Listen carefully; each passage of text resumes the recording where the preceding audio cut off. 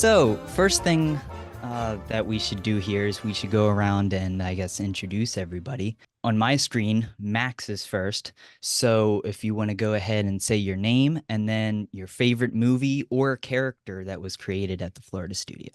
Oh, that's a great one. Okay, so what was first? My name, Max Howard.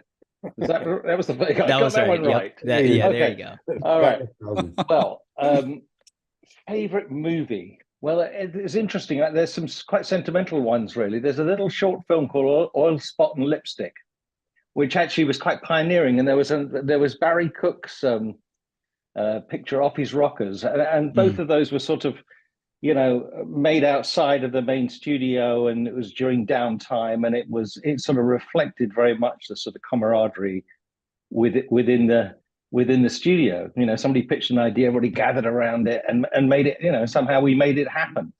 And so I think something like that. It's off the beaten track. It's not the obvious answer, but it does sort of give you a flavor of what Florida was all about. Yeah, absolutely. I agree. And I was lucky enough to co-direct Brother Bear, but I wouldn't say that's my favorite film. I think I'm going to go back to the first one. I'm going to say Roller Coaster Rabbit because Mm, it's a film that we all cut our teeth on. At least not Max, obviously, but us, guys that were just starting in the industry. I didn't know what I was doing. As a matter of fact, I had 6 weeks of animation training and 1 day of cleanup training, and I got thrown into this thing and I was drowning for a little while until I figured things out. But and that's one of the reasons why I love, looking back on that film so much is it's the film where we all came together as a yeah. family, and it was during that time, during that 9 months that we made that film, that we really cemented ourselves for the next 15. Well, actually, we're still all friends, 35 years later. Along with that, favorite character is probably Beast. Animating Beast was such a big kind of jumping off point, gateway kind of for me for the rest of my I, career. I always embarrass Aaron because what my one of my favorite bit of animation in Yeah. Beauty and the Beast is a scene that Aaron did, which is when after the beast saves her from the wolves and comes Mm, back. It's called the bandaging scene. Aaron does it's the ultimate. It's what great actors do. They do very little and do everything. And he does a little eye shift, which is the first time they sort of have a Yeah, connection, because she says, without, she's not looking at him, she's looking down, and she says, "Thank you for saving my life." And the close up of him is just the eyes move, yeah. and it's just a very it's lovely, subtle, beautiful animation, and says Well, everything. So I appreciate that, and I got so much of that sequence. The credit goes to Glenn Keane for really kind of elevating me and holding my hand and guiding me through that sequence. That was the one thing I loved about working with Glenn Keane, is he could take anybody that's down here, and by the time you're done working with him, he's elevated your game, and he really he really helped me out with that a lot. absolutely. That's one of my favorite stories in the documentary, actually, making that was putting that bit in there because Mark Hen is in it too. So it's kind of like a little bit going back and forth between you talking about that scene and then him talking about it. So it's cool how that you kind of get that story back and forth a little bit in the film. And I'm sure people watching know who I am because it's my channel. Um, my favorite movie is probably Lilo and Stitch. I love Lilo and Stitch, and I love it even more because of the context of it being fully made in the Florida studio. I love Mulan yeah, and Lilo and Stitch because of that. It's like Yeah, seeing you guys grow and then finally getting those two films. right. It's just so cool. Yeah, Um, I love Lilo and Stitch as well, and one of the things that's so great about that is that you can just see the characters, the people in the characters. Stitch mhm. specifically is so much an example of Chris Sanders' personality, and then you take that on top of it, and you take Alex Cooper-Schmidt, who is a supervising animator, and add that to it, and you've got these two eccentric guys that kind of put themselves into this character, and it was just gold, just absolute gold up on the screen. We were talking a little bit about, or Aaron talked a little bit about how in Roller Coaster Rabbit you were basically teaching yourself animation. So for you guys, what really made you fall in love with the art form of animation in the very beginning of your careers? Max? Well, my one is it's like I'm a theater person. I come out of the theater. My route into Roger Rabbit was because I managed a play that didn't do very well, and I was out of work, and the phone went. And so the call for me was, I'm going to get paid for 18 months to do something that I didn't really understand, but hey, I needed the money. I just got married. It was just like, oh wow, and then all these cool people. So I sort of so the falling in love with it, I suppose, came slowly, but until one absolute pivotal moment, which was 2 or 3 years later. There was a time in I suppose it must have been the early 90s, and I was in Florida by now. And Disney well, VHS had just come along. And so they had the bright idea that they would re-release or release on VHS the old classic movies. But prior to doing that, they would do a short theatrical release, and then the stocking stuffer around Thanksgiving was the VHS itself. My daughter Taya must have been 3.5 years old, but I took her to see 101 Dalmatians, and it was ironic because it was the first film that I can remember being taken. So it was pretty exciting. It was my first film, her first film, and we tipped the seat up, so she sat with the seat tipped up, and she was completely enthralled by this movie. I stopped watching the film and I started watching her because I suddenly thought this film was something I enjoyed at a very young age, and so is she. And I suddenly got this sense that perhaps one day she'll take her children to see a film I worked on, and they won't be seeing, oh, you got to see Granddad's film. They will enjoy it, because in live action that doesn't happen. It's dated, it sits at its time. It doesn't make them any less worthy as what they are, but what's magical about animation, it's timeless. No, it sits out there. It's not locked into anything. It's not locked into a fashion. For most of the films, I'm sure we can find examples that that's not the case.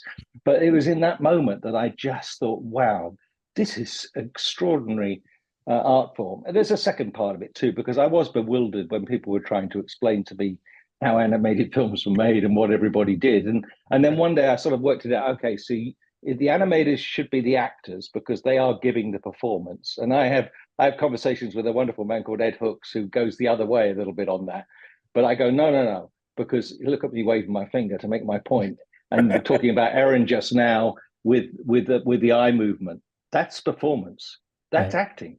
Because there's one thing to be able to move something. It's when to move it and why you're moving it.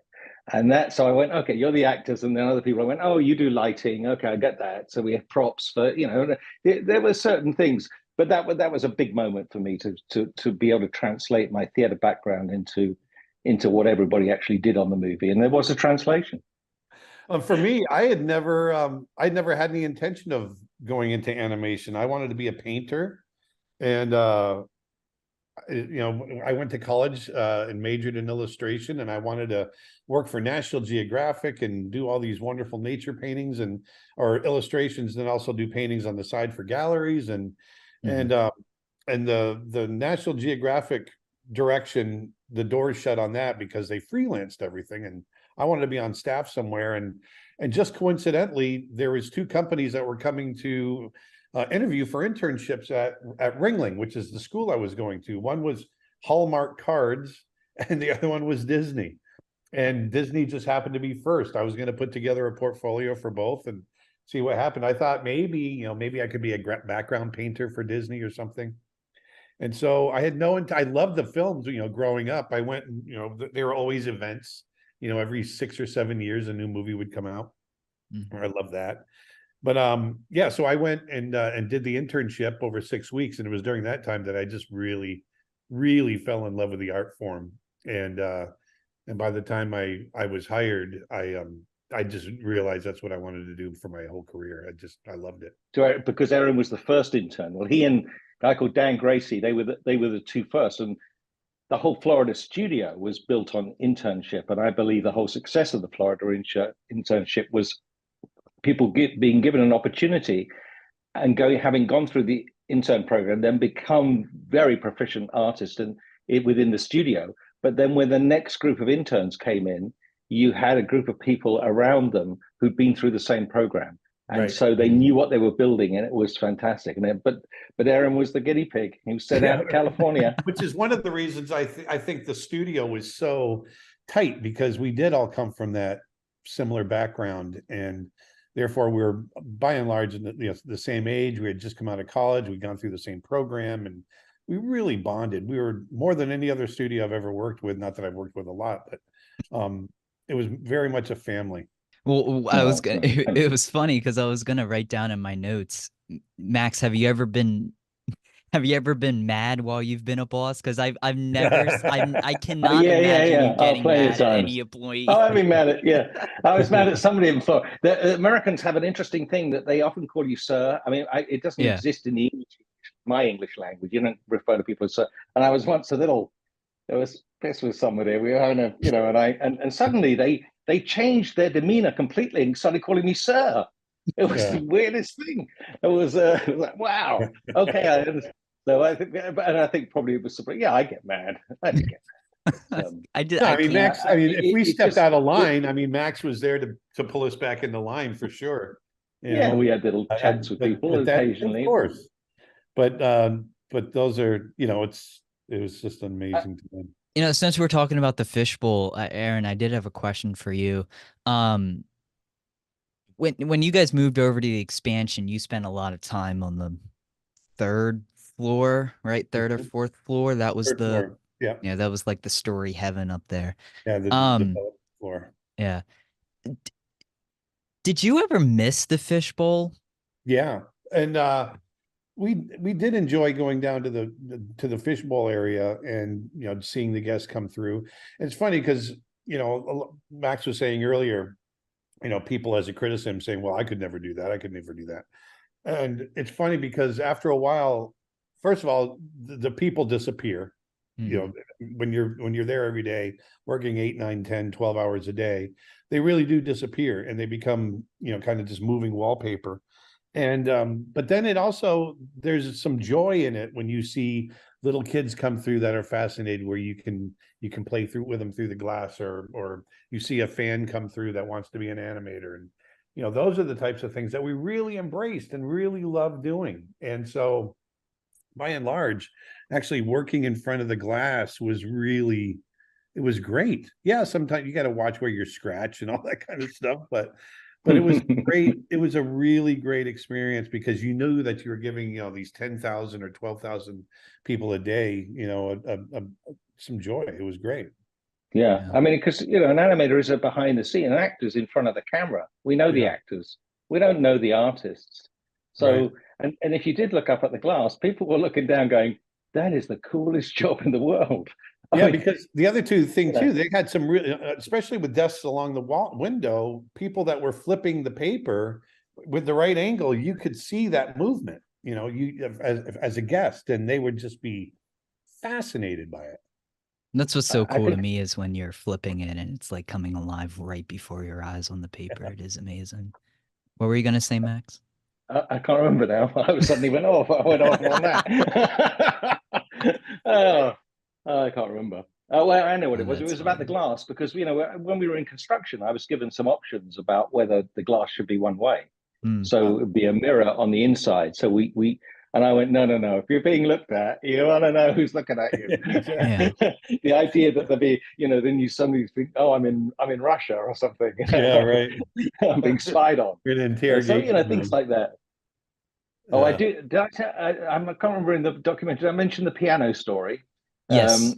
Yes. Okay. I think I may have. I don't know if I cut edited that or me not. out. Oh well, if you edited me out, I'm going to tell it now. I might have. I'm not sure. I'm not sure. Well, now I'm gonna have to tell it. I know that was on the. It was on the chopping block. So this part is in the documentary. So I'm going to edit this part out of the Q&A.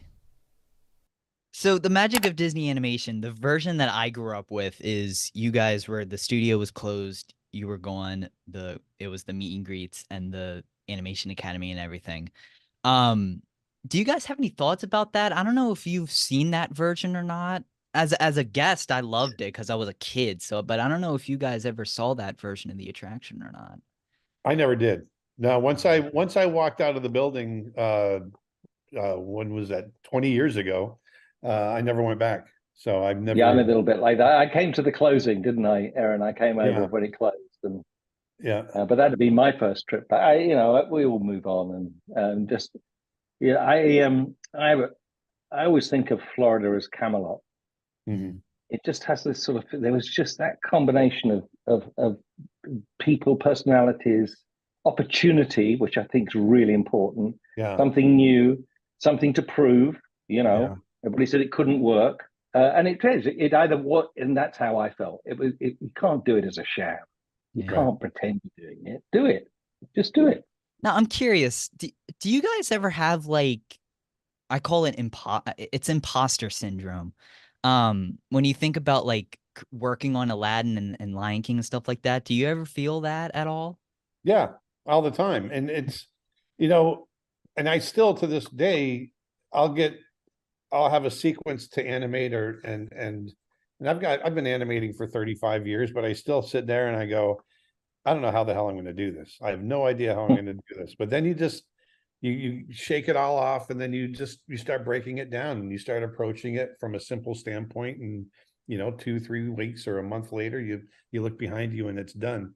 But there is always a point, where you go, I've been faking it. Everyone's going to know.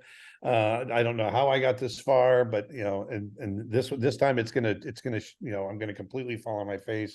But and you come through it, and but that's just part of. I think that's part of being an artist and being insecure, and that's. I think every artist is insecure to a certain degree. Yeah. I mean, Max, you I didn't really agree. I think work every on the. executive is as well. I think everybody Yeah. is. Yeah. But I certainly for me, genuinely, because of my background and my training, and my experience was from somewhere else. So I was really, faking it. I remember. It was. I'd just been hired. Literally, I mean, when I got hired for Roger Rabbit, they flew me out to LA. Of course, I'd never been to LA before. I think I'd been to New York, but that was very much theater days, to Broadway. So going to the West Coast, I remember being given a rental car, just saying, pick up a rental car and here's the address of your hotel. Well, I'm driving around the LA. So I got wonderfully lost, but Yeah. He's on the opposite side of the road. yeah. Oh yes, but anyway, so I go back to London. They're about to shoot the studio stuff at Elstree, all the live action stuff. Yeah. Don Hahn is in LA. I'm the animation guy, and I'm asked to go to the production meeting for Bob Zemeckis. Every live action guy, all the editors, art directors, all the visual effects guys, there must have been 70 people in this room, all in this big table, trestle tables all the way around. And I'm sitting there thinking, oh, please don't ask a question of me. And I just sat there and I was imagine, giving this whole thing about how animation works. And we've got an animation expert over here. Max, why don't you explain to everybody what you guys are going to do? Well, thankfully, you never asked that question. That wasn't a syndrome. That was an imposter reality. Yeah. Like I said earlier, when I started at the studio, my internship was 6 weeks, and I had 1 day of cleanup training, and they hired me as an assistant animator, which means I had I was a senior to an in-betweener, and I was meant to feed them the work. And so one of my first scenes, I didn't understand what a key was, a key drawing. I just thought what an assistant did was they take the first drawing and you draw it, and then you take the next drawing and you put it aside, because that's in between the next drawing, which I would pick up and I would draw. Then I take the next drawing, put it aside. And I just went through, and I barely flipped. I just went through and did all these drawings. It was a little baby Herman shot. I remember this. And then I went and I went to the guy that was doing the in-betweens with me. And so I gave him the keys that I had just done. I said, here's the in-betweens, just go ahead and in-between all that. And we shot it, and it was baby Herman crawling across the floor. And his head was just going, just moving, morphing all over the place. And I turned it in. And the director at the time and this is when everybody was on a Friday, and everybody would come together, and they would look at like dailies, and the director would look and he'd give notes to everybody. And this shot comes across his desk, and there's 40 people standing there, and he just starts screaming about how much of a piece of crap this is and who did this. And oh my God, I wanted to just kind of back away and hide, and it was horrible. But I learned from it, never made the mistake again. And that, that you live and learn. So I have another audience question here. This is one that I was talking about in the beginning. It's one from me. They ask, when did you hear about Sorry. Magic of Disney Animation and what made you create the doc? So the Florida studio is like something that as a Disney fan, you just hear about and you're like, oh, that's cool. And then don't really like, because there's like no information about this thing at all. Like if you look it up, there's the website that what's his name has with all the footage and then like nothing else. Most of the research actually was done through interviewing you guys. So Max was the first interview that I did. He was the catalyst, I guess. And then reading the book that was written by Mary Lesher, I was like, there's a story here. I was like, this needs to be told. So it was going to be a video first, and then I was like, I'm going to make a mini doc of it, maybe like 30 minutes, and then it morphed into this giant thing. One thing that I didn't want to get too much into in the documentary, but I find fascinating is you guys personally, because I wanted to tell the story obvious through your viewpoint, because you're all in it, you're doing the interviews that is telling the story. But one thing I didn't want to do, I didn't want to focus too much on one person. So since I have you guys here today, I thought it would be fun to kind of talk a little bit about, before we end here, a little bit about what you've done since the studio is closed. So Max, I know you went to open the new Burbank building. Yeah, I went over to LA to take the Florida management style to California. That was interesting. Anyway, but but in the latter part of Florida, I was setting up the French studio. So I was over there quite a lot with a lot of the my team from Florida. So we were expanding, and then there were some changes in LA, and I went over there one day, and somebody put a piece of paper in front of me with the roughest drawn org chart, just with a few boxes, but basically Peter Schneider and then Tom Schumacher in development, Tim Engel in production, head of production, and then it was the catch-all for everything else. I got headhunted by Warner Brothers, which was interesting. I mean, because we made, I think, one of the greatest films, animated films ever made, which was The Iron Giant. And of course, I got to work on Space Jam, so I did another live action animation one, and then we made a not so great film, which I inherited. Had I been a cleverer, better, smarter executive, I may have perhaps shifted over. But it was a terribly difficult time in the industry because there were all the best artists, or the artists were at Disney. Yeah. And so we all get headhunted, and of course they expect us to go and raid those studios of their talent. So the whole world got out of hand. That was one of the biggest nails in the coffin in the industry for me, is that it was the artists themselves. We did it ourselves. And that's, the I don't want to call it greed, because you're going to negotiate for whatever you can get. But yeah, of course, people are negotiating contracts that, over time, it's just not sustainable as an industry. And we have ourselves to blame for that. So yeah, and the circumstance, and it's right. You got families, homes. You can live a better life, and you could also argue that over years animators were underpaid. Yeah, or they were the forgotten children, and they were, they had created this new. I mean, we can put the creation down of Howard Ashman rightly is credited for a lot of the Renaissance. Jeffrey, Peter. There's a lot of names that rightly are mentioned. But at the end of the day, it was the artists and these people who came into the industry, and they got the recognition. But yeah, that's the double-edged sword of it, and it created jealousies. It was a very, very difficult time. And you worked on Igor, didn't you? Yeah, I did. Yeah, I spent. Hey, that was a nice gig. I lived in Paris for 15 months. That was tough. It's pretty sweet. Yeah. That was very, very tough. I mean, the sacrifices I've made are unbelievable. But I lived and worked in Shanghai. If you want to go do business in China, come talk to me. I don't know the solutions, but I know all of the challenges. So but we've got to see the world. So I've enjoyed that aspect of it, and of course, great years at the studios. But there's something very marvelous about the independent world. Hey, there's Aaron making Snow Bear, his wonderful short film. He gets up in the morning and decides whether he wants, how it's going to be. What it's his. And for years, as much as we can reflect back, we also will reflect back. The studio system stuff gets thrown out, cancelled, put back. Constant change. And when the movies come out, they're often absolutely stunning and wonderful, but the journey can be challenging. And so, it's a wonderful thing about being in the independent world where the concern is always about money. Funnily enough, it's always about, God, have we got enough in the budget? Where are we going to find the rest of the money? I never thought about that at the major studios. People might have said, hey, you're over budget, and what are you going to do about it? But I never thought I wouldn't be able to pay people at the end of the week. Right. But in the independent space, it's a much more hand to mouth, and it makes for really fast and often very precise and good decision making. So it's another side of our industry that I've really enjoyed seeing. Max, you did mention Snow Bear.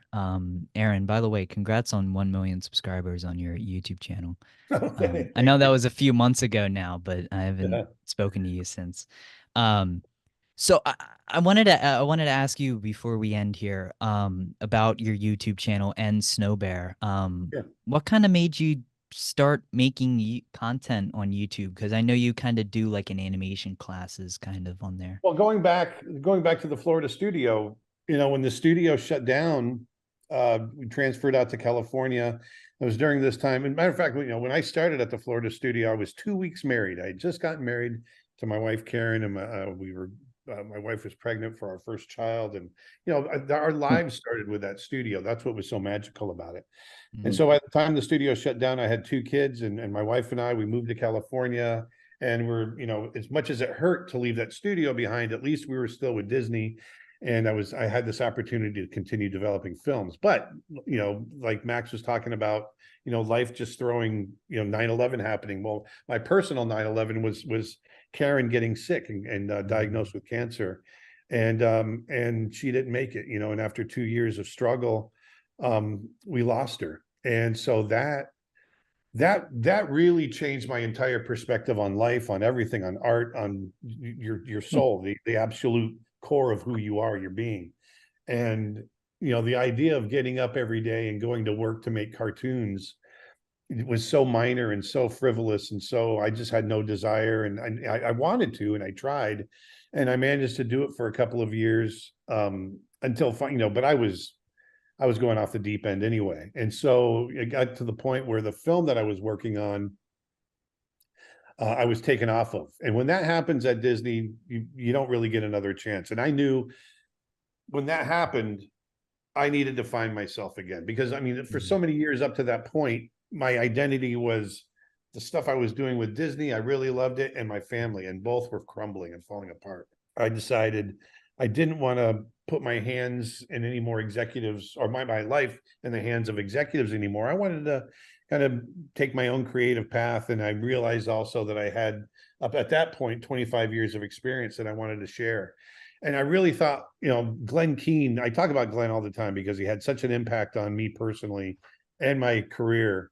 And I just thought about how much he was able to help people through his nurturing and teaching and all the things that he did over the years. And I realized that I had the ability to do that, on a global scale with streaming and going online. And so that's where YouTube started, and the idea of being able to teach and lecture, and plus I wanted to draw and paint and do other mediums and see if I could monetize that, and it worked. And so that was 12 years ago. And then we started the business itself 10 years ago, Creature Art Teacher, and we're still going. And it was during that period that I thought, you know what, I'm teaching animation, talking about animation.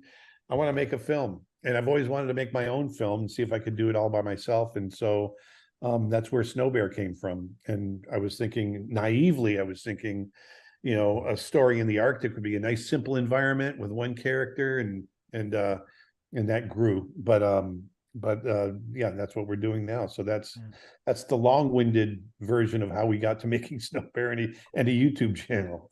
By the way, there is a teaser trailer out for Snow Bear now, right? Yes, so I put Okay, out, that's what I thought. basically I finished But the I thought I first, watched. I finished the first 4 shots and I put it up. I put the first 4 shots. Yeah, you've been working. It sounds like you've been working. I know it's like 3 or 4 years, right, or something. Well, Been it's a long the time. idea for the short came up about 7 years ago, and we just talked about it a lot. Nick Birch, my business partner, and my brother-in-law, by the way, and we molded over, and we were doing a lot of content for our teaching and courses until we finally said, look, we got to put a stake in the ground and start making this thing. So it's 3 years. I started storyboarding it, and then right after finishing boarding, we started animation 2 years ago. And yeah, and thanks to Nick has been running stuff and keeping the business going, and I get to animate all day, so it's working out great. Yeah, you do have a great team. Yes, we've got an amazing team. So I got one more question here. I know Max wants to go to bed. I can see it in his eyes, but I swear one more question. I swear to I promise you one more. So is there anything that is like unfinished project or any you guys would know better. I have a few things that come to mind for this question, but is there anything that is lost from the studio? I'm assuming like lost media, unfinished projects, stuff you were working on. I know that for me, trying to find some footage was tough. Like Mickey's Arabian Adventure, you can't find anything on. Right. Oh my God. I tried so hard to find video or pictures of a rubber band fight, and I am so mad that I was not able to find it. Yeah, thank God they happened before the days of cell phones and Yeah, phones and I all was that. so angry. Absolutely. Yeah, we'd be in trouble, wouldn't we? We Yeah, would. I that's found right. everything else, like footage-wise, it was no problem because you guys documented God. so much. I found everything except that. I was so angry.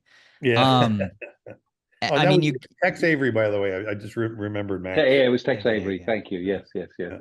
And so like my people's were projects, but like I don't know any other projects that were unfinished.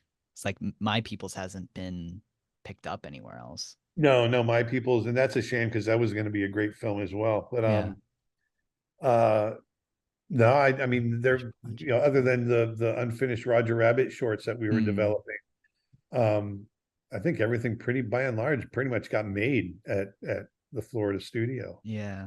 So guys, this was a lot of fun. I appreciate you taking out some time today to talk to me, and Sure.